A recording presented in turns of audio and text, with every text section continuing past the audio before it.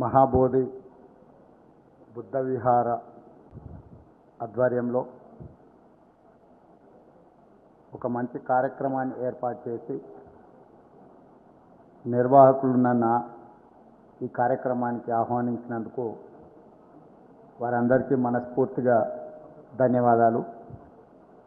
ఈ క్షేత్రము నా పూర్వపు పార్లమెంటు నియోజకవర్గము. చాలా సందర్భాలలో ఇక్కడికి రావాలనుకున్నా, నేను రాలేకపోయినా ఈరోజు పెద్దలు ఆంజనేయ రెడ్డి గారు ఆహ్వానం మేరకు ఇక్కడికి రావడం నాకు చాలా సంతోషం. ఇక్కడికి వచ్చే వరకు కాస్త అట్లా ఇట్లా తిరుగుతూ వచ్చిన, ఇక్కడికి వచ్చిన తర్వాత ఒక గొప్ప క్షేత్రాన్ని సందర్శించడం అని చెప్పి ఒక అనుభూతి కలిగే విధంగా దీన్ని నిర్మించడమే కాకుండా నిర్వహించుతున్న మీకు అందరికీ మనస్ఫూర్తిగా అభినందనలు తెలియజేస్తున్నా.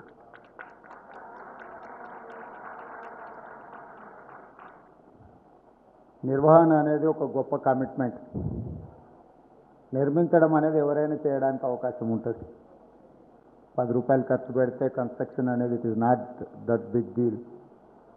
బట్ మెయింటైన్ చేయడము, వీటిని నిర్వహించడం అనేది చాలా గొప్ప విషయము.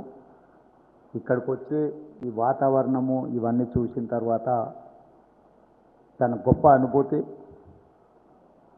ఒక వ్యక్తి అన్నీ ఉండి, రాజ్యం ఉండి, అధికారం ఉండి, వీటన్నిటిని కాదని 29 సంవత్సరాల వయసులోనే శాంతిని సాధించాలి, శాంతిని బోధించాలి,